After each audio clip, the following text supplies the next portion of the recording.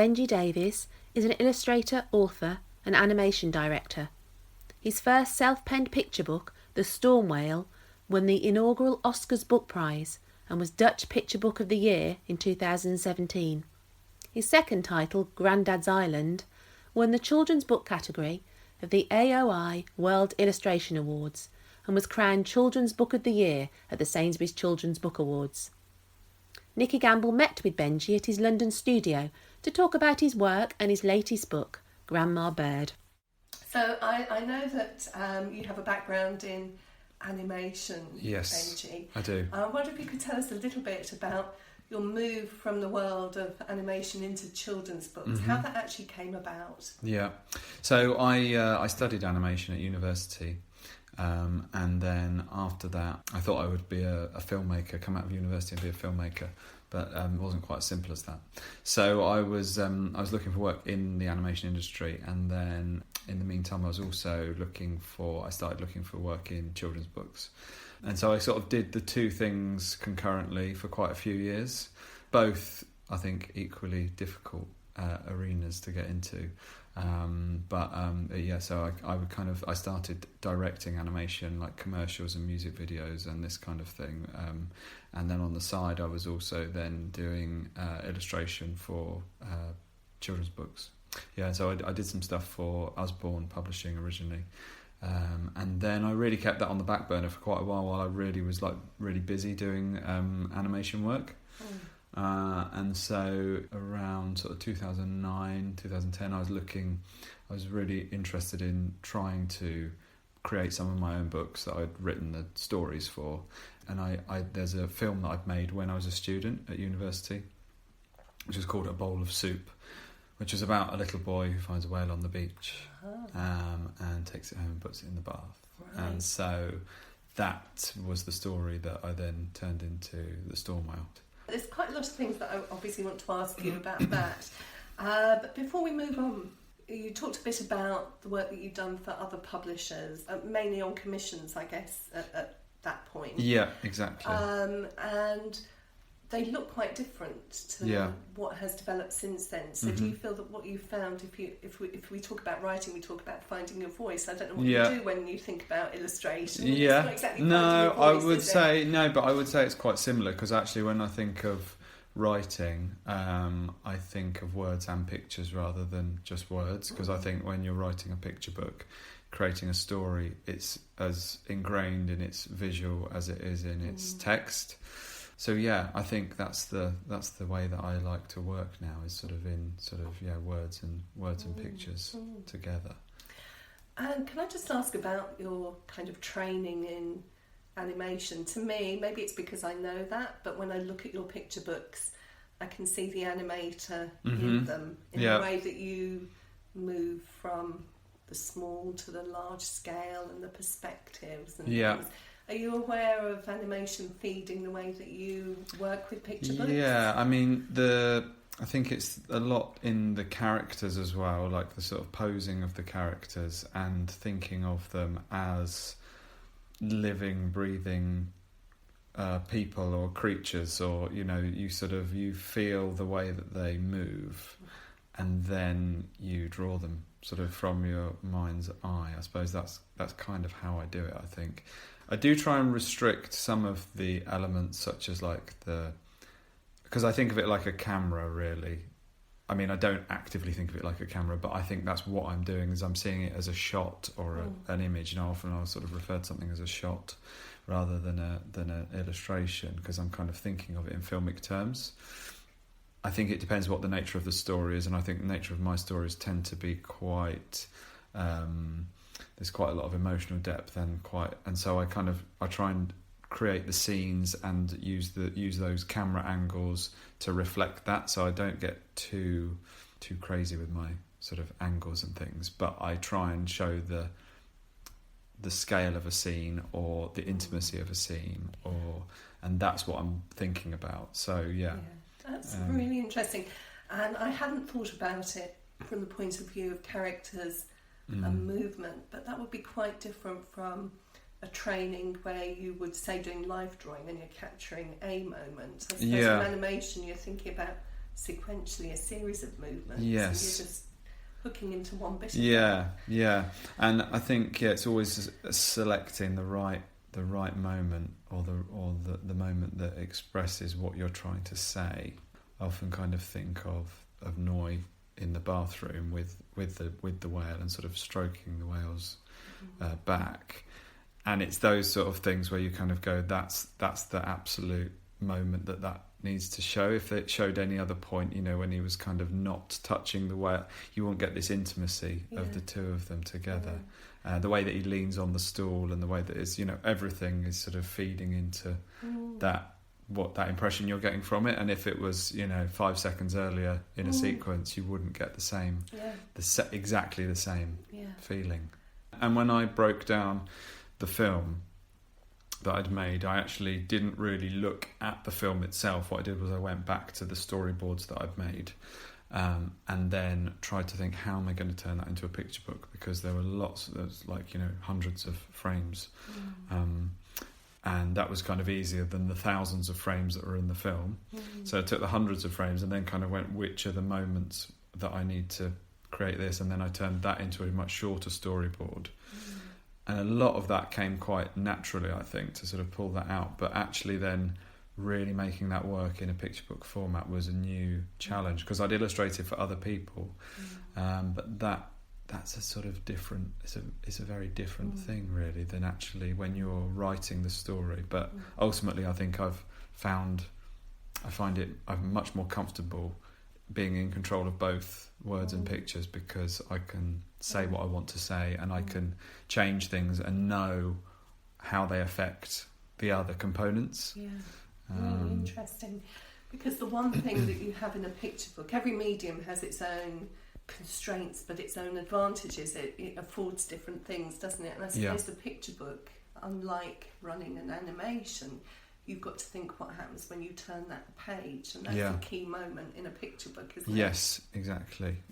Yeah, the page turns are always, well, the most important thing to drive the story, because in film you're presented with what comes next, but I suppose there is still a sense that you're driving the narrative forward. You want people to keep watching, but with a book they have to be compelled to want to know what happens next, and actually physically do something to make the next thing happen, which it's quite simple, isn't it, turning a page, but it kind of signifies whether you're involved in the story or not. Absolutely. And small children are definitely kind of good example of that, because they will very quickly reject and push the book away and get on with something else if they're not enjoying what's going on. It's a balance, isn't it? You don't want them to want to turn the page too quickly. There's nothing worse than seeing a child just flick through because there's nothing grabbing them on that page, but equally you want them to turn the page.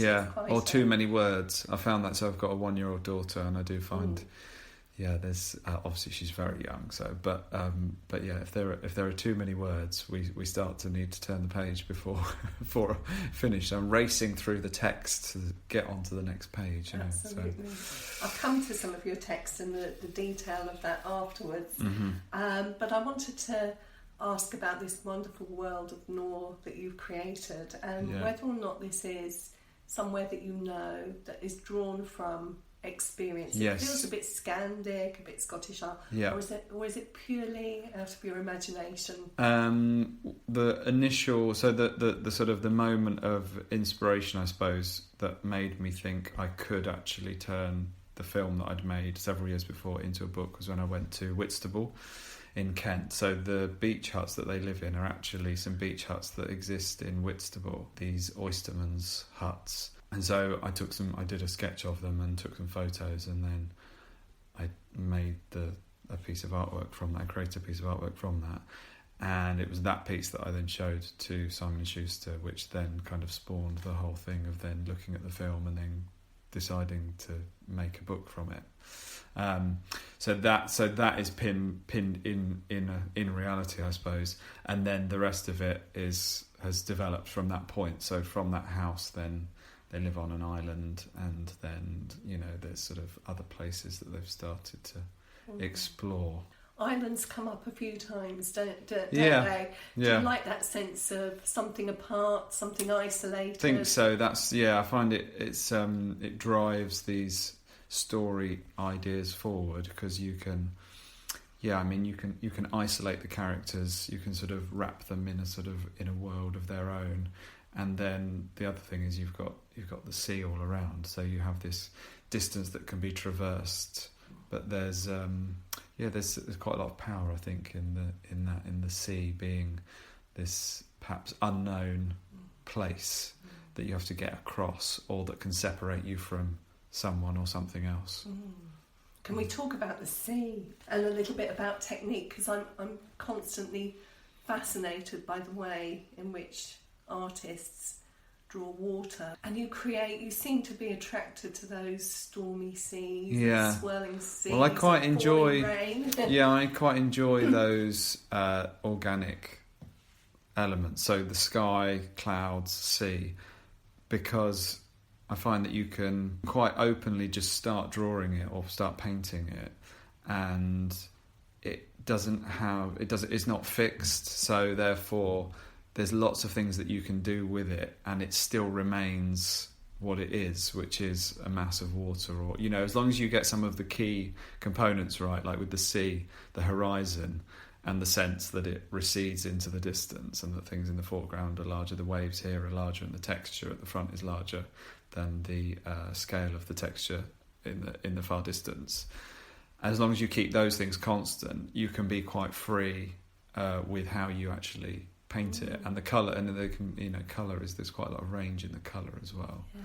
And as I say, like the same with skies. When I was younger, I used to use paint, because it's all digital what I do here, but I used to use watercolours and things, and I always enjoyed doing skyscapes, because to a degree you could kind of let it, as long as you got it, it's blue and white, or it had some brown elements, or maybe it was more of a sort of pinky sky, but you could allow the materials to do a lot of the work for you, and I used to find that quite satisfying.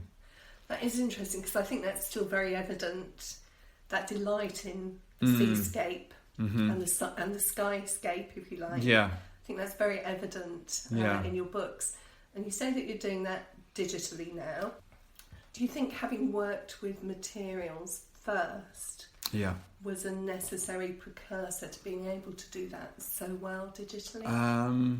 I would probably say so. Yeah, I think it feeds quite into my work quite a lot, and I always do, my preparation drawings are always in pencil and ink and on paper, and then I scan them in, and then I kind of play around with them digitally afterwards. But yeah, I think that a drawing background, and like life drawing and drawing scenery and things like that is I say almost essential. I think some illustrators don't need to do it, I think, and others do. I suppose it depends what details they're focusing on. But yeah, for me it was always has been that kind of, the sense of a scene has always been really important. But then as much as that, I do love then the characters, and then the detail, and telling story through the detail, putting a story into a single image. I think sometimes that can be overlooked as a way of telling stories, is like how the details and the way that details alter during a story can actually really provide a sort of realistic background to the narrative. A bit difficult to do sort of in the abstract, but perhaps if we think about your latest book, Grandma Bird, is there an example of an illustration in there that explains what you're describing about this detail? About the detail, things change. I sometimes like to use an interior scene at one point in the book, and then later in the book I will change the way that the things that are happening in that space to alter it. So like we've got, like, it's not exactly the same scene, but it's within her house. They're in bed. They're sort of sleeping top to tail in the bed early on in the book. Yeah. And the moment there needed to feel not threatening, but Noy has arrived at his grandma's house for the first time, and he's staying with her. And I wanted to get this sense of being at a relative's or a friend's house when you're quite young. But that feeling of alienation that you get of being in that space, even though clearly it's your grandma or your auntie or whoever it is.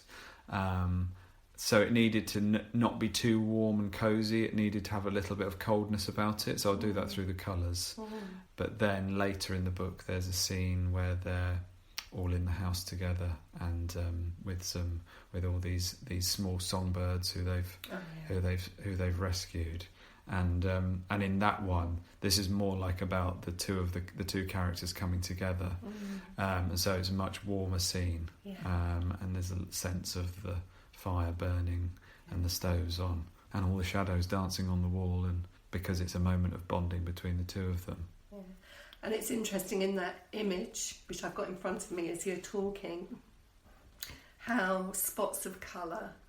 So it is the fire, but also it's picked up in his yellow boots in the corner here, and it just completely lifts the feeling and the mood of that. Yeah, colour's so important with that sort of thing as well, like even in the birds there. So there was a point where I thought of them all being lots of different colours and different patterns and things on them, but actually it was distracting from what was going on. It was too much colour, too much detail.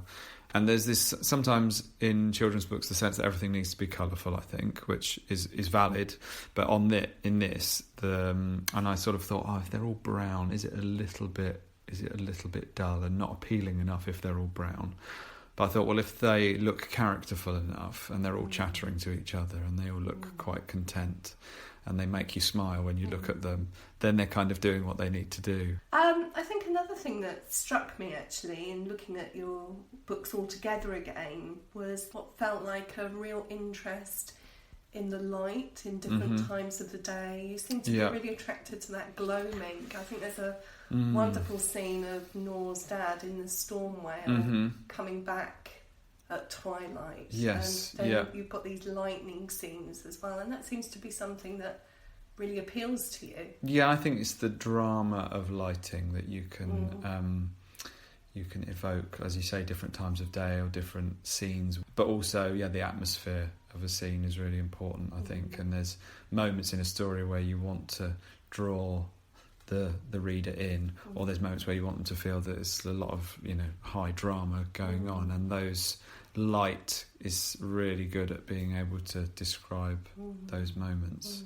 And that, I think, again, that comes back to the sense of painting as well, because painting and landscapes has always, I think, historically been about light and how light behaves in the landscape. So that all ties in, I think, in my work. It's interesting you mentioned that you are dealing with sometimes quite sad themes, quite profound themes, and yet the stories always seem very friendly and very approachable. I think personally that's down to things like colour and a lot to do with shape. So the shape of the characters, they're very round, aren't they? And that makes them friendly. But it's also the shapes that they appear in. So a lot of your vignettes on the white pages, they're often round and they're quite loose. Yes, and sort of soft edges. Feels very friendly. Yeah, I think so. Friendliness is, I think that has evolved from this kind of illustration that I loved as a child. Sort of round shapes, soft shapes always appealed to me over kind of spikier, blockier, or there was always just something about this kind of, I don't know, this kind of going in and sort of being drawn into images, which I loved, and sort of, as you say, friendly really is the word. There's no other way. I was going to say sort of happy, but that doesn't really quite actually mean the same thing, does it? It's sort of approachability and making something appealing. I actually think it's very clever because it is warm and friendly, but it's never saccharine. And I actually think that's really difficult to achieve, and I think it's why your books are so successful, because they do have that, the emotions that the characters feel authentic. I'll often admit, so Noi's mouth is something that children often... So when I do a drawing, when I do a children's event, I do a drawing of Noi, and build it up, and I do the face, and then the eyes, and then the nose, and I ask them to say what comes next, and they always say the mouth. They always say the mouth, and I don't. And he doesn't have a mouth. There's only one scene where he has a mouth in the Storm Whale when he's talking to the whale. So I explain it's because he doesn't speak very much. He's very quiet, and so I didn't give him a mouth for that reason. But I think they always find it quite well, not baffling, but it's quite an unusual thing. And they're like, no, but he must have a mouth, because they think quite literally about those kind of things. But there's quite a lot of power in reducing features down, and it makes you focus on other things like the pose. Yes. And then you read, even this one you've got open here, where he's standing on a rock with all the waves crashing around him, and he's got this little bird in his hands, and he's got his yellow mac on. It's just the closeness of holding the bird, and then the wind blowing his jacket, and he's got very stiff legs, and he's on this little rock in the middle of the sea. And so that tells you quite a lot about how he's feeling, and you don't really need to see even his face, really, in some ways. Talking about the words for a moment, they're really pared back. Do you feel that you've learnt and discovered things about what will be told through the words and what's going to be told through the pictures? Yeah, I think because I approach it visually, and then I build. It's changed over time. And when I did the Storm Whale, it was the pictures. Now, what words do I put with those pictures? It was quite hard to know, because I hadn't written a picture book before, and I found the voice that you were saying now, where I go into it and I know where I'm going, and I start to tell the story through the words and the pictures. I find it quite difficult to actually analyse the process, but I do try and make it concise, not in a way of just trying to cut down words for the sake of it, but the phrasing and the way that it flows, and just not over describing a scene, because I know that I'm going to do a lot of the description through the imagery, so it doesn't need that. So it's thinking about how Noi feels, or what he might be thinking, or maybe something that you can't see, such as someone's voice or a sound, and using those things against each other. Yeah. I got the impression as I was reading the books that you'd probably been read to quite a lot when you were younger. I don't know if that's true, because you repeat, I don't know, it's like a storyteller's voice, that beginning, where you have that same sentence more or less at the beginning of each of them, don't you? Yes. He lived with his dad and 6 cats by the sea. That was a very classic storytelling voice. That was quite interesting, because the first that sentence was there from the moment that I made the image that I said of Noi and his dad and his house by the sea.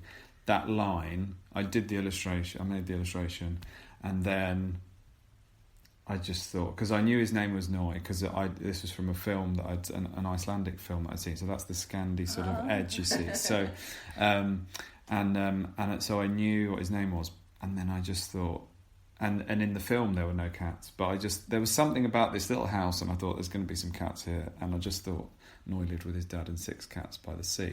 It just sounded like an opener, It just sounded like the opener to the book. So that was pretty much fixed from when I started working on the book, over the sort of 3 years I was working on it. That was always there. And then when I came to write the second book, Storm Whale in Winter, which I had no idea I was going to write until much later on, I thought about trying to write a different line at the beginning.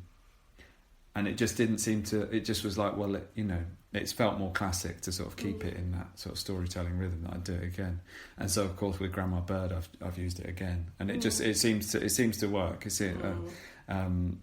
had in an event once, I did have a little boy say, "You've already read this one." Do you know? I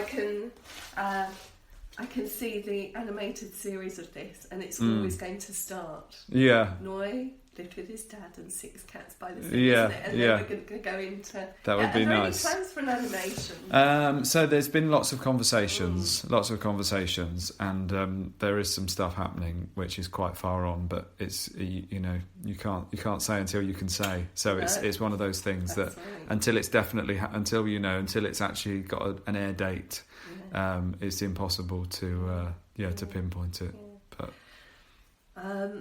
Just want to stick with these 3 books before moving on to the Grotlin, and that obviously the first story was there. It was part of a project that you did, as you said, a student project. Then you have to come up with another story. Yes. A third story. Yeah. So tell us about the origination of those stories. Of within the Storm Whale. Like the Storm Whale in Winter. Yeah. And then Grandma Bird. Okay, so Storm Whale in Winter. It was after a conversation with a TV producer about making a longer film or making something more Christmassy. was the sort of idea. So I was kind of thinking, if they made the Storm Whale as a film and then they sort of shoved some snow in, I was like, it didn't seem very genuine to do that. But I came away from that meeting and and then I started thinking, yes, snow. And then I just imagined their house, covered in snow and the beach all covered in snow, and then maybe the sea starting to freeze and the snow falling down. And then I was thinking, what would the whales be up to because they've swum off, and it just started from there. So I just then was like, I had this idea of Noy going out and looking for either the whale. Well, to start with, I was thinking he'd look for the whale. He'd go looking for his friend. There's all sorts of weird things that happen when you kind of start to do that, because you've got him and his dad, and they live there, and the idea was that his dad was at home in bed, and Noy goes out at night, and you're sort of thinking there's a sort of level of irresponsibility with his dad, or how does this result? And I couldn't make it work. And then I actually decided that it was Dad sort of going about his daily, almost like a sort of mirror of the first story, that his dad goes off fishing, but this time it's in winter. So it's almost like we've got the same thing happening as happened in the first story, but now it's in snow. And what happens when that happens, is that Noy stays at home because it's there's snow and ice outside, but Dad still has to go out, a bit like people's dads have to go to work, kind of thing. So he goes out, but then he never comes back. So then it's kind of there's this that Noy is then worried again about where his dad is, but then it goes into fantasy realms, I guess, because then the sea completely hardens over and becomes a landscape that he can go out and explore and look for his dad. So once I got those elements, there was a story there, and the idea that it could mirror the first story and be kind of a completing of a circle, because there's a sort of like there's a favour being returned. I sort of thought that was a nice way to do it. And then moving on to then Grandma Bird, again, had no plans to write another book in that world. And then I think actually it was while I was finishing The Storm Whale in Winter, finishing the artwork for it, and then I just thought he must have some other relative somewhere. So then this idea that he could go and see his grandma. And so then it starts again, and then I go, okay, well, if you go see, where does Grandma live? And then, so she lives at the very other end of this archipelago, and she's somewhere else. And then sort of in tandem with that, I was reading, I like to take inspiration from nature and natural things, and I was reading this blog about this natural phenomenon of bird fallout, sort of during these migratory paths as they fly across wherever they're heading to. But this was actually in Canada. There's this Macchia Seal Island, which is a small island with a lighthouse on it, and this lighthouse keeper had documented this bird fallout in this particularly bad year when there'd been like a big bank of fog and really bad weather. All these songbirds had all landed on this island, thousands of songbirds, and there's these photos that I got from this blog with all these birds. So and then he'd written about it, and he was saying, you can't even go outside. If you go outside, you're going to kill some birds. So it's really it's not a good idea. You basically just have to stay inside. And so he'd taken all these photographs, and they're all just like lining all the rails around the lighthouse. And so then I was like, right, if I got that and I could bring that into this thing. So it's all these ingredients kind of mixed together. And I won't say it's easy, because it's not, because it was, there's a lot of sort of blood, sweat and tears go into the stories. You think you've got an idea, and then you tell your publisher you've got an idea for a book. They go, brilliant, you've got an idea. And when you sit down to actually put it together, that's when it really is difficult. So I do a lot of drafts and a lot of kind of like, pulling my hair out and kind of going, this will never work, and sort of, stamping my feet a little bit. And then eventually the story sort of starts to shape into something. I wonder if we could just talk about the Grotlin Yes. as well for a moment, because you wrote that book in rhyme. So Yes, I did. This is a bit of a departure. Yeah. Pleased with that, or was it quite a challenge? That one is another one that actually came from a film project. I've only ever made 2 films, and one was A Bowl of Soup, and then the second one was called The Grotlin, and I did it for Channel 4. It was a thing called the Animator in Residence scheme, which they used to run, and they used to fund 4 films a year. And you did like a development piece when I did it, it was at the Media Museum in Bradford. Oh, yes. And so I went there and spent 3 months kind of like a sort of living exhibit, working in this glass fronted effectively sort of fish tank in front of the public, which was sort of quite difficult in its own right. But and then I took it to a London studio and made the film, which was then broadcast on Channel 4. So as with the Storm Whale, it needed to evolve to become a book. So I'd left it on the back burner. So I wrote Grandad's Island, so that wasn't from a film. And then I did the Storm Whale in Winter, and then I came back to then the Grotlin, and I started doing some books with HarperCollins, and that's when I took the Grotlin to HarperCollins. So the rhyme was already part of the original project. So I'd written it in verse. I was on a bit of a sort of Edgar Allan Poe kind of kick at the time when I'd written it. And it had flowed quite freely, this kind of idea of this verse of this little creature who's creeping around, who turns out to be something much friendlier than you think. Then when I came to create it for the picture book, I actually tried writing it in prose at one point, because when I spoke to my editor there, we were a little bit worried about how well it would co-edition for in other countries, and also just seeing if there was a way of making it work without the rhyme. But it was so sort of intrinsic to the story, the idea that there's an organ grinder who's playing a tune, and that tune is the rhyme, and that it all kind of feeds back in. It's got this sort of playful quality of the two sort of weaving together, that once it didn't have the rhyme in it, it just lost everything that it lost its sort of soul, really. Like that was the thing that was, it sort of danced along with the imagery, and being slightly gothic in its in the illustration, it needed that sort of bounce and rhythm and that fun to carry it. Yeah, it's interesting in the same way that we've talked about the shape and the character in the Storm Whale offsetting some of those sadder themes. In a way, the rhyme offsets the darker theme in the Grotlin, and makes it more balance. approachable. I think it's balance, isn't it? Sort of dark and light. It's or heavy and soft. You find a sort of midpoint. I think that's the thing that you're saying about perhaps the sort of sometimes things can be saccharine because they lean too far in one direction. You kind of need that. Certainly with the sort of stories I tell anyway, you need that balance between the two.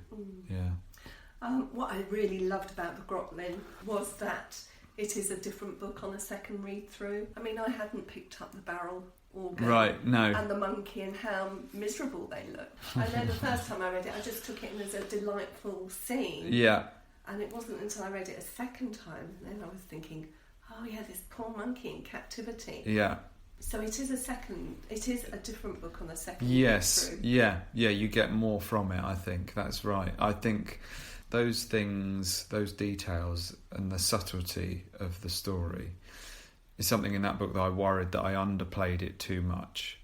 But then I think if you don't have that extra layer, I think it's almost like that extra layer is the thing that would make you want to read it again and go back. And when you read it again, look a little bit deeper into it because you've learned what's happened in the story, and you might, because it's told as a mystery, you think, maybe I wonder what where was that? And then you'll see it, like you say, you see the monkey and you see that he doesn't look very happy at the beginning, that he's tied up, and that was something for me as a child that I always loved. going backwards and forwards through books and finding the details and seeing what else was going on in the pictures. I think it was judiciously restrained, though, because you could have put lots of clues in at the beginning. And I don't know, I think when we first see the things trailing away into the cordoned off area in that image, suddenly things start to piece together a little bit more quickly. And I don't think you put that there in the first images. It is kind of left to your imagination to work that out. Yeah, so the oil lamp disappearing up the chimney with no hands or tails or anything visible. I wanted to kind of string that out and make sure you didn't know from that early on. Although then there's times when I think when I'm reading it where children do sort of start to pick up, when once the clues are there, they pick them up and then they know. But I suppose they don't know exactly for sure. It's still mysterious because you can't see his face. It's only then right near the end where you actually get the full reveal. But yeah, and then like you say, with all the clothes sort of trailing across, and there were things that I wasn't sure whether you needed to see, such as the points where, because I will sort of imagine everything, and then it's about what do you show. So the monkey's lair, if you like, where he's sort of making this hot air balloon, being hidden away in this old chapel, and it's whether you needed to see the actual place that he was doing it, but actually you don't, because it's sort of almost, it doesn't need it at that point. There's that point in a story where you're in, you know what's going on, and then you sort of almost pull out as quickly as possible because it's finished, it's like, and you're out, and it's almost if you lingered too long. It's the kind of thing that in a film you might get the chance to sort of linger there or show different aspects of it. But you don't want to slow the pace of the narrative. No, exactly. Yeah. And the rhyme as well. The rhyme was dictating the pace, so therefore you're in and then you're out at the end, and you can't. Yeah. I thought it was a book that used that turn of the page really well. I think the move again, colour from the dark to then those suddenly that was really unexpected. Those brighter pages with the spreads of yellow, and then suddenly you're in a different kind of story, the one that you thought you might have been in. I think that's an animation technique in a way, that kind of being able to play, and you might almost imagine that. I mean, I'm a big fan of the pink elephant sequence in Dumbo. I love the sort of way that in animation you can go into those more kind of or less figurative sort of sequences and sort of see something else happening, or something that entertains you in a different way. And I think that's almost how I imagine that's it with this kind of bright yellow. It's sort of, I suppose it's kind of reflecting the lamplight that he's kind of maybe working in, but then everything is in sort of shadow, like shadow puppets almost, kind of sort of dancing through the scene. And making you think what those elements were that he might have picked up as he's been sort of going through the town. Some questions that are kind of a bit broader, really, rather than the book specifically. I wondered whether you could tell us a little bit about, through your professional life, who the artists, animators, illustrators are that have either influenced or inspired you. Film-wise, when I was younger, I was a huge fan of Watership Down. That story and the way it was told in the film, I think there's a heavily melancholic streak running through it. I think some children get that and some don't. So it's like, for me, it was just a really strong draw for that film. And then, I suppose similarly, The Snowman, Raymond Briggs' work, his illustration, but also that film. And illustration-wise, I used to... Where's Wally? Seems a bit of a random one to put in there, but I think that sort of thing of detail and sort of finding things, I would just spend hours. Me and my sister would spend hours looking at those things. And really key one is my dad had these Carl Giles, the cartoonist, so produced these annuals from all the Daily Express cartoons. With Grandma. Yes, with Grandma and all the she actually looked quite a lot like my gran, and she was always sort of sitting sort of grumpily in the armchair. But yeah, the covers on those particularly I used to like, because they on the annual cover he would create a scene, and then it would either be like the back of the scene, or it would be like a second stage of the same scene, and he'd put it on the back cover, and it was all, you know, full colour, and yeah, just the details that would go into that, and the storytelling within the image, which and there'd be no text. It's almost like a sort of opportunity to tell a story, or a joke, I suppose. There'd be like a sort of a bit of a gag, like a one frame kind of gag. That's interesting, because now that you've said that, and I'm flashing back to some of your interiors in particular in the books, and I can see that if we take the storm whale in the bath, and the fact that on the floor there we've got Handel's water music, and that's the kind of thing that you would have in those scenes. Exactly. Something that would tell you something about the characters, or like even just the simple idea that they've got some music on, they've put some music on, and you know, the vinyl on the floor, showing that they've sat there and like looked through them and selected some music. You know that from the way that those objects are placed in the scene.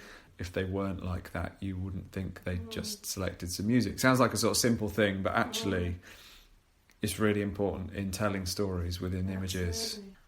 I noticed in having a look through, it might have been either your Instagram, people do look at Instagram, or maybe your website, that you're involved in a local project here in East London at the moment, the Wetlands Project. Yes, yeah. I'd love to know a bit more about that. So there's, every 2 years in Walthamstow, there's a thing called the E17 Art Trail, where it's like an open house art trail around Walthamstow, and the people who run that are called Artillery, and they were involved in Waltham Forest's bid for the London Borough of Culture, which then was won, and an element of that project is called From Page to Pavement, which I think they trialled it a couple of years ago with another book, and it's taking a picture book and using it as a source of inspiration as a community art project, so it can spawn painting or poetry or anything really, any creative project that anybody who lives in Waltham Forest